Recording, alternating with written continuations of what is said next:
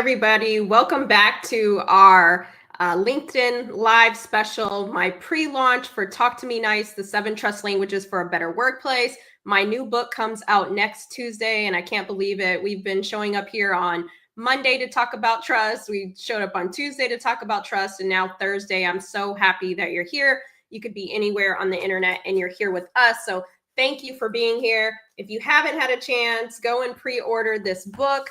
I got this idea about 3 years ago at 3 o'clock in the morning. I was getting up to go to the bathroom, and all of a sudden I heard trust languages come in my head, and I put it in my notes. I don't know if you all do that. You put it in your phone. You're like, okay, I'm going to come back to that. I don't know what this is, but maybe there's something here. And the more I started to get booked to speak, and I'm talking to people who've read my past books, and they'll tell me, I don't trust my manager, or I don't trust my colleague. And I started to think about what they weren't saying. So on the surface was that they didn't trust the person that they were telling me about in the workplace, but underneath it was something different. And I would hear them talking to me, and I'd say, oh, what you really need from them is feedback, or you need more psychological safety, or you need more acknowledgement. If you had those things, then you would maybe trust them a little bit more. And they're like, yeah, I guess you're right. I would trust them a little more. I said, but have you ever had that conversation with them? And I'm like, no. I said, so is it a trust issue or a communication gap, right? An expectation gap. And so I was having all these conversations over the course of a couple of years. And every time someone told me that, they either fell in one of these 7 buckets, the trust languages. And if you've heard of Gary Chapman's The 5 Love Languages, we have those, and we use those in our cultural zeitgeist for our romantic and platonic relationships. And I thought, wouldn't it be interesting if we had a language in the workplace? And if we spoke that same language, then we get to more respect. And trust can't just be a one-time event. It has to be a workplace lifestyle. And if you're in Tokyo, you want trust. If you're in North Dakota, you want trust. And if you're in the UK, you want trust. We all know what that feels like when it's there, and we all know what it feels like when it's not, right? So even if you don't understand what it's like to walk in my shoes, you understand that global language of trust. And so I'm super excited about our conversation today because I have my friend, Dr. Amy Cuddy. She's a social scientist, best-selling author and speaker, and you know her famous TED Talk for power posing. She's an icon in my world, okay? I remember me and my friends would be like, okay, you have this negotiation. Do you have your Amy Cuddy power pose ready? And we'd be going back and forth. So when I got to establish a in real life relationship, I was just fangirling the first time that we got to spend some time together. And when I asked her, you know, I want my favorite people on this week with me, and she said yes. And so I am just excited to have her. And today we're going to talk about the trust language of security. So we're going to bring Dr. Cuddy up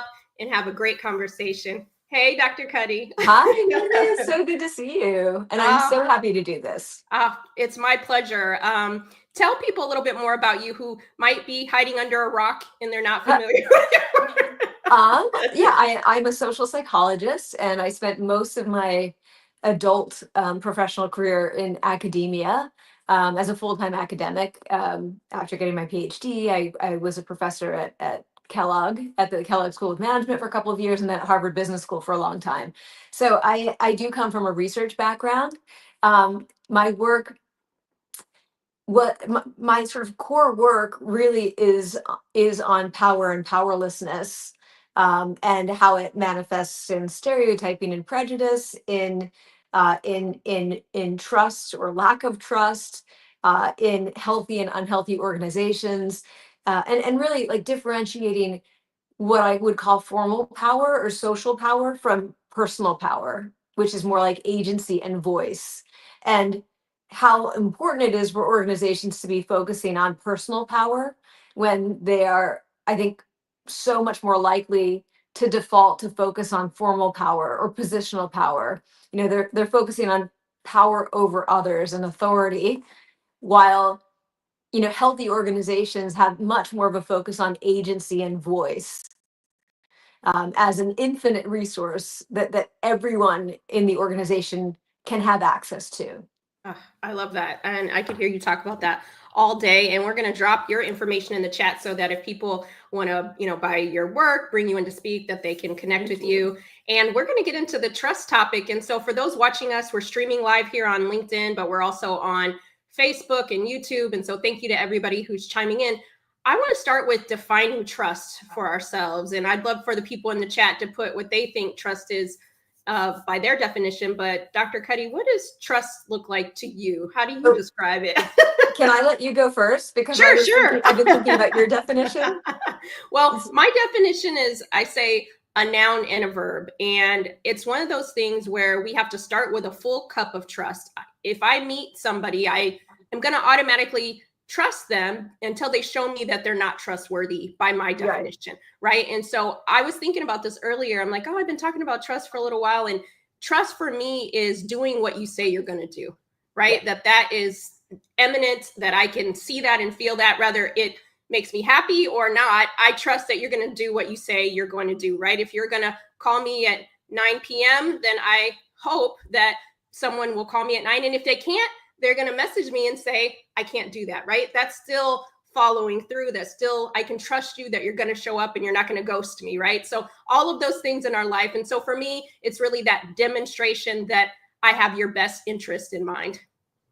So do you feel, okay, but that's already interesting, because it's having one's best interest in mind, but you also talk a lot about behavioral follow through. Yes. Right. And so about actions and speaking about these, different trust languages. I think that I think sort of personally for me, I have an idea of what trust ideally looks like to me, right, in my relationships, and then a kind of broader idea about what trust is, if that makes sense. And yes, I also, so one of, I think the ideas that I don't think is radical, but that sometimes sounds radical to other people, and I know you and I agree on this, is, and you already sort of said this, is that I believe in a trust default. So I believe that if you're going into a room with strangers, even if it feels adversarial or it's a negotiation or you don't know each other well, that unless you have evidence to the contrary, you should extend trust and you will receive trust in return. And that very often in in professional settings, we are kind of encouraged to go in the opposite way, to show that, to prove first that we're the smartest person in the room at the expense of taking the time to establish trust. And when we do that, no one can hear what we're saying, right? So we haven't created a conduit. And so my idea of trust is not only do they have my best interests in mind, but are they coming into this with a kind of earnestness and sincerity, right? Are they coming into this wanting to get the most out of it, wanting it to be productive and not destructive? So I think that's a little bit like a little bit of a twist on it, that what do people intend to receive from that interaction? Do they want it to be positive, or is there some part of them that's feeling some schadenfreude and they want to see you fail? And I think most of the time people they want these work situations to go well. It's in everyone's best interest. So I guess it's sort of, what do you want to get out of it is another layer. I love that. And I like that you also hit on the point that I don't think any of us show up in our workplace or in our professional lives and say, I want to erode trust with you today. Right. What am I going to do? I don't sure anybody shows up that way. And if they're that sinister, then that's a whole nother conversation. But I think we start to get throughout our day, right? And we're emailing and we're trying to turn out, burn, take the fires down. And we're not thinking about how every decision that we make in the workplace is either going to enhance trust with someone or erode trust, right? Exactly. Exactly. That's a great point. So if you walk in and you already don't trust people, they will pick up on it immediately. They'll pick up on it, and their defenses will go up. And so if you're not going to fully show up with trust, they're not going to fully show up with trust. And for me, that like realization, I think I've always pretty much lived that way, but didn't, I sort of thought of that self as separate from work Amy. And it really became clear to me when I first started teaching at Harvard Business School, because Kellogg was known as this sort of super friendly place, like very team oriented. And then I get to HBS, and some of my colleagues are telling me, don't let these students, smell blood in the water because they'll come in for the kill. And like, so the attitude was sort of like, go into the classroom with armor, like expect them to want to take you down. And, especially, you're a woman and you're young. I mean, I was young then, I'm not that much older than these students. There were all of these sort of, I mean, clear messages that I was getting from colleagues that I should go in with armor. And it felt horrible, right? I had prepared as much as I could. And a couple days before that first class, I realized that is not me being myself. And there's no way I'm going to succeed that way. For better or for worse, I have to go in trusting them, because what's the chance that 95 students who got to HBS and worked that hard to get there actually want this class to go badly? Like very, very low. Maybe there are a couple who are pathological, maybe, but most of them want this to go well. And that I really learned that lesson. I went in with trust, I got trust in return, and I'm still in touch with so many of those students. And that's how I always tried to approach my classes after that.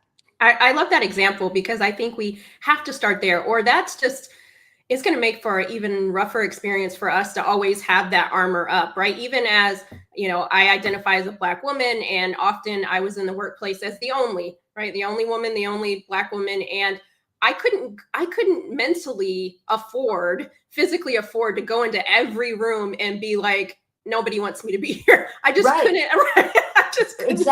Exactly. Yeah. So It's exactly. yeah, so I love that. And one of the trust languages that we're going to dig into is that security, right? Because sometimes when people don't feel safe in their workplaces, if we were at a construction site, I talk about this in the book. If I give you your hard hat and your PPE gear and your gloves and your goggles, you're going to feel safe in that environment. But why don't we have those proverbial hard hats and gloves and places that are marked safe in law firms or in school systems, right? And just the Right. safety. And so I would love for you to talk about a time when you felt safety was demonstrated, or maybe there wasn't safety. And for context, for people who haven't gotten the book yet, I identify safety in this context as three things: physical safety, and that's, you feel safe. Maybe there's a security guard at the front door, you know where to go when something happens like a hurricane, you understand those mechanisms in place. But then the intellectual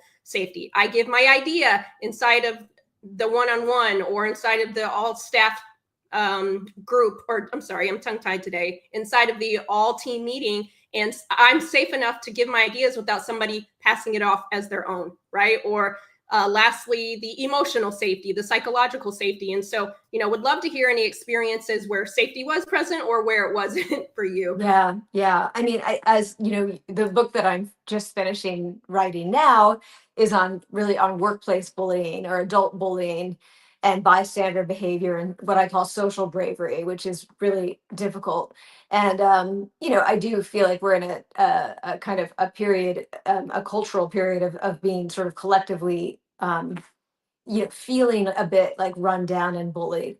But I'm writing this book because of my own personal experience being a sort of target of a high profile bullying campaign in my field. So I got to be honest, it's that's what's front of mind for me right now is how bad it feels and what it looked like to not feel safe. Um, and and the surprise of not feeling safe. And for me, when leaders who I think this I'd love to get to talk about this with you and how you see organizations addressing these kinds of issues. So when the bullies in my field gained quite a bit of status and um, and sort of formal power, and they were ruling through fear, leaders in my field would quietly write to me behind the scenes and say, I'm so sorry that they're doing this to you. This is so horrible. I know that you didn't do anything wrong. And I would stand up for you, but I'm afraid I'll have a target on my back. And literally, there's a New York Times Magazine article about what happened. This, so, but it says two tenured Ivy League professors. I was a junior professor. I was not tenured. Two tenured Ivy League professors said that they would have stood up for Amy, but they were afraid they'd have targets on their backs. And so the moment when a junior person in an organization realizes that the leaders that who have more formal power than they have and who know the truth are not going to stand up for the truth, I I don't see how the bottom doesn't fall out, not just for the target, but for all of the people watching that. So leaders not walking the talk, so following through in your language. I mean, they're really not following through. It's implicit. It's an implicit agreement that the leaders will stand up for the truth when they see a junior person being attacked. And so that is a real lack of follow through, but it's incredibly common. And I'd love to hear you talk about that from the perspective of this book.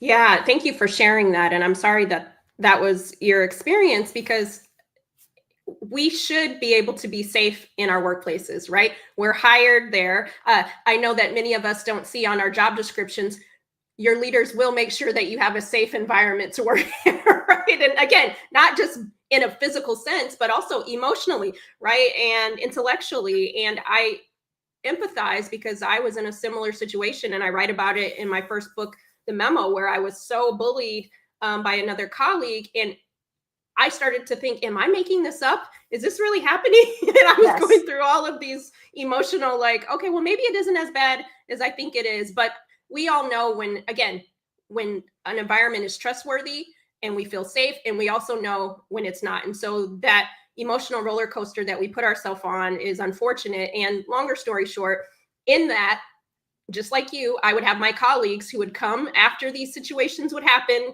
and you would have thought we were on a reality TV show. Everybody saw it. And then they would come to me and say, wow, I can't believe you made it through that meeting. You're so strong. And I would take, I don't know about you, Amy, but I would take a little bit and be like, wow, I guess I am strong, right? Yeah, I did make it through, but I'm like, wait a second. No, this is not okay. This is not Survivor, right? Exactly. I'm supposed to be able to thrive, not survive. Right, exactly. And I think that's what trust, right? So my trust just kept getting eroded, because every time I'd have a conversation with my manager, he would always say the famous line, my hands are tied.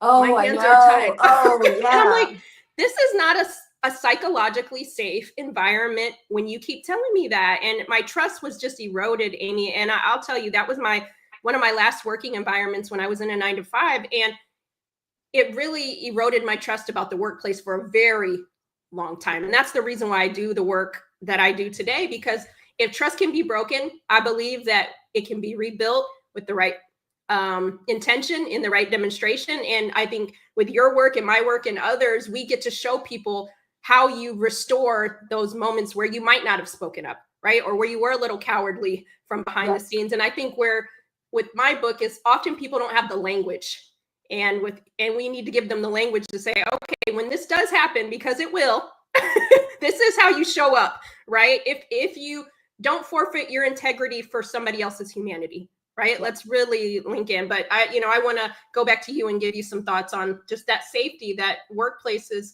everybody deserves that. That should be table stakes.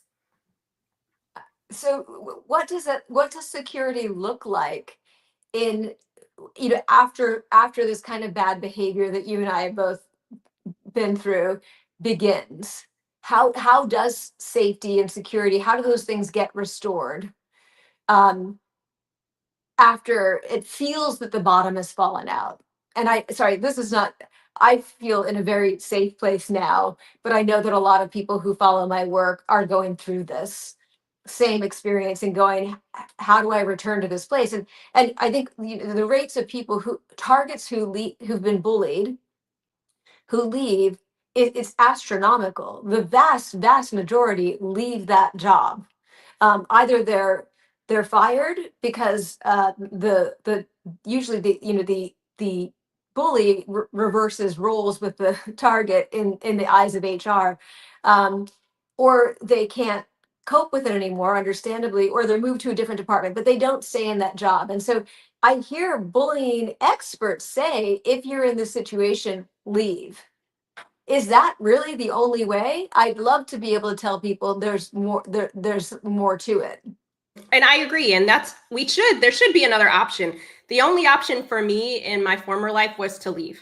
And and I loved my job, Amy. I should have been able to have the option to, let's hold some people accountable. And I think that fear that you mentioned earlier, even from tenured professors, right? There's still the fear there. And I do believe that we can restore. There is restorative justice in these situations, but you can leave, right? That's always an option for some people. But also, too, when I look back at some of my experiences, I wasn't having the right conversations with people. I was expecting like some super man or woman ally to swoop in and save the day, right? And so part of this is, okay, how do I communicate to people that this is how I need you to show up? So when people would come to me and say, "Oh, Minda, I can't believe you're so strong. You handled that, flawlessly." In those moments, I wish I would have said, and then they'd say, "Let me know how I could be helpful." And then it would kind of fall flat, right? So I wish that I could get back in my DeLorean, Amy, and go back to the future and say, you know what you could do to help me? When this happens, this is how I need you to show up, right? Yeah. If we're going to happy hours together, we're going to Taco Tuesdays, I expect a certain level of trust that we have in this relationship. And this would be helpful to me. You want to be helpful? Maybe instead of me going to HR, maybe you go report it, right? There's so many different steps that can be taken before it's just, okay, I have to find a new job, right? Right. Because what is the difference between you as a target going to HR versus someone else going to HR? It's very big, right? It's about credibility. It's HR often says they don't know what's happening. That they're not there. They're not in your unit or your department or your division. And by the time it comes to them, it's gone so far. There's so much history that they don't have, that they're trying to make an assessment. And I think we get frustrated with HR, but I think often it's very challenging for them. They don't want to be making the wrong decisions, but they just don't have all the information if the people they're hearing from are the target and the bully. When it would be really great if other people in that division or department were saying, no, I'll tell you what's happening here. That's security. That is security. I mean, that's what it looks like in real time, right? In real time, because it's more risky for you to go or me to go, but for someone else to say, oh, I've actually noticed that this happens every all staff meeting, right? This person says this. It's not just me crying wolf, right? Or you not having thick enough skin, right? It's one of these things. And I do believe the future of work can't sustain without trust being in the room, not left in the car, right? Every day. And I'm just wondering for you, what is the cost if we don't have a safe and psychologically safe workplace for everybody, right? I mean, it's a disaster. I mean, when I look at cultures that are not working, or I mean, and I'm sure you have had the same experience. When you have like a pre-event call with a client, or your first call with a client, you can feel so quickly if it's a healthy or an unhealthy organization. Just because you're not interacting with just one person, there's always 2 or 3 or 4 people. And by just observing their interactions with each other, you so quickly pick up on the presence or the lack of trust. And so it's so visceral and palpable to someone who studies this. And I wonder, how do we get people to see that it is going to fall apart. That crack, that little micro crack is going to become a massive fracture. It's inevitable if no one tries to repair it. I mean, so I think part of it, part of the question for me about all of this is, how do we get people to care if they don't feel like they're directly being affected by it? It clearly, everyone is, because we know that when there is no trust, we have less innovation because people will not share ideas.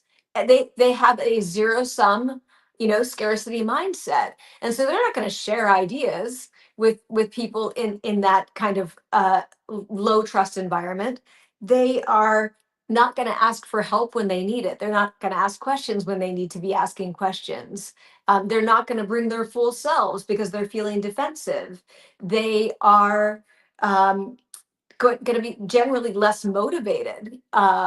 They will be fearful of those around them. You get all of these patterns that in some lead to sometimes not just financially expensive, costly errors, but to deadly errors. When you look at things like the two space shuttle disasters, in both cases, internal reports linked those outcomes to cultures that had so many elements of bullying, where engineers didn't feel safe or comfortable sharing data that could have prevented those things from happening. I mean, so it's so clear that the consequences are not just for the target, the direct targets, but for everyone. I mean, in healthcare, we know that lack of low trust in healthcare settings is so high, and what you see are patient deaths and mistakes that change people's lives forever.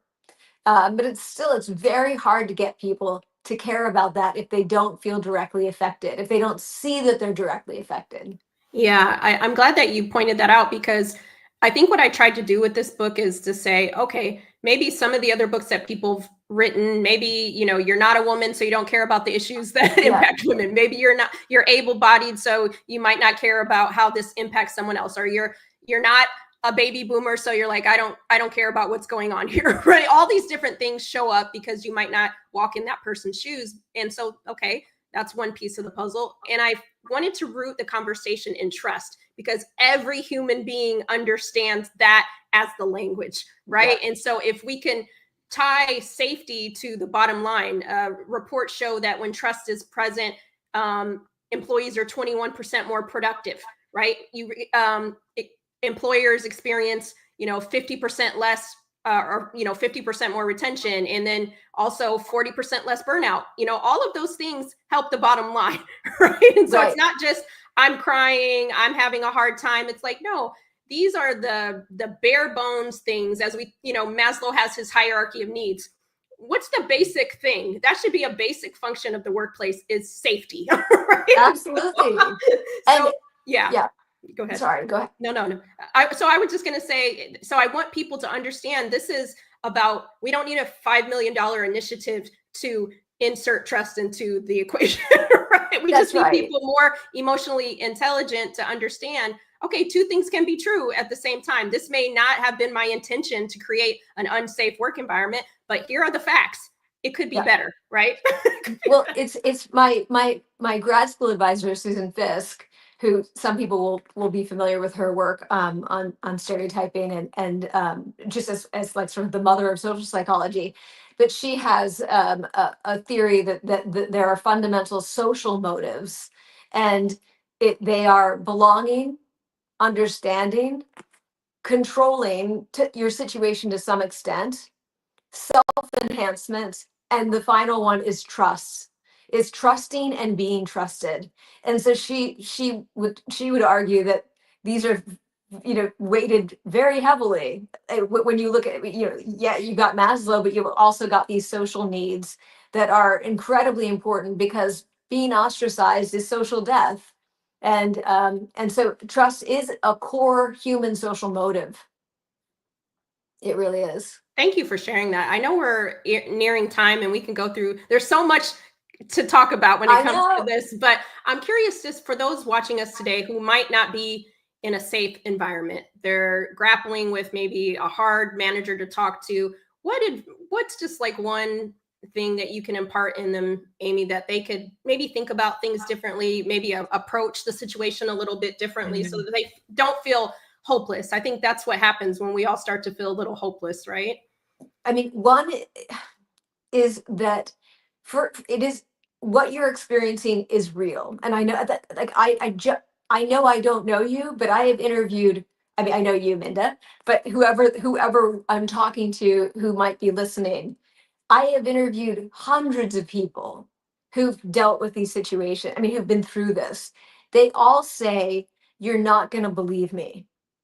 And it's the worst thing that's ever happened. But that what happens is you get sort of worn down so much, and that's a tactic often, that you no longer think your story is going to sound credible to people, and the carrying the shame, even though it's other people's shame that they're projecting onto you, starts to make you say, is this really happening? Is this that bad?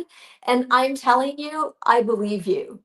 I believe you, and know that there are so many other people who've been through this, who've gone through this. And one of the tactics of real workplace aggressors or bullies is not just to ostracize people, but to isolate them from each other. Because what's more dangerous than a bunch of people who've been targeted finding each other and, unifying and saying, wait, this isn't okay. What happened to you isn't okay. What happened to me isn't okay. So I want you to know I believe you, and you're not alone. And don't try to try not to waste time second guessing yourself, because you're feeling powerless. When we feel powerless, we start to second guess ourselves more and more. It becomes a vicious cycle. So trust that you know what's happening. And I know that seems like a small thing, but it's so important for you to not lose your sense of personal power, of agency, of trust in yourself. Trust yourself, I love that. Thank you for sharing that, because I think when we're in some of these toxic work environments that we start to not trust ourselves and our voice and our thoughts and our experiences. Exactly. And so thank you for affirming people. And also, if you are, the one thing I'll give to everyone, if you are a manager or you are a leader, part of creating safety is also, without retribution, is allowing people to vocalize when they don't feel safe, right? Yes. Not dismissing their claims. Oh, I know Jim, he's not like that. You haven't had that same experience, right? Or I know Carla, our kids play on Little League together. That could be true, but that is not the experience that someone else is having with that person. So let's start with our language, right? Let's empathize and humanize people's experiences, because it takes a lot of courage for someone to come and tell you, as an adult in the workplace, especially in this environment where using your voice could make or break what happens next, right? If you get to keep your job or not. And so allow people the space and the grace to be able to tell you what they're experiencing, and you hear them out and try to remove a barrier for someone instead of create more, right? Again, it's the humanity that builds trust, because I know that I've been in situations and you tell someone something and like, oh, that's not a big deal. That's an immediate way for someone to feel unsafe, right? So let's think about the language and the behaviors when people do come to us. It might not be a big deal to us, but that was heavy on that person's mind, and it probably took them like 10 times of experiencing that thing or more before they actually came and had the conversation with you about That's right. And safety and the security also requires that if you allow them to tell you that they feel unsafe, you also have to you have to agree to keep that, to hold that in confidence, unless they say, I'd like you to do this or that. But to hear it, and to say, I I can hold this for you, because so much of the fear of reporting it is, what are they going to immediately do without having all the information? I'm glad that I'm just going to say amen to that, Amy, because that's part of it too. One of the things that doesn't create safety is gossiping, right? Where people can't trust you. I know I had a situation in my career where I, in confidence, told somebody about the bullying. And then when I left their office, they called the person. And next thing you know, they were calling me saying, I can't believe you. I'm like, Of okay, course. and again, here I am feeling unsafe again. And it's like, okay, these are things that we can change, right? These behaviors don't have to be normalized inside the workplace. And so, you know, I just want to thank you for the work that you do, because you are making the world and the workplace better than many of us first experienced it. I'm trying, right? So I appreciate you. You too, Minda, so much. Okay, well, listen, this is just a kind of a Costco sample of what's in the book, but trust is so important. And I want you to think about today, what are you doing to show and demonstrate trust to somebody that you work with as well? I know sometimes we talk about our experiences, but also we want to make sure that we're creating a safe environment and security for others. And so make sure that you pre-order the book, make sure that you purchase Dr. Cuddy's book as well, and look out for her future book that's coming out. I can't wait to read it. And again, thank you, Amy, for joining me on this session. All right. Everyone buy Minda's book. She's amazing. This is such important work. Please, it's so different from anything else that's out there. Please buy it. That means a lot. All right, y'all. We'll see you tomorrow for our final day on right here on LinkedIn Live. See you soon. Bye.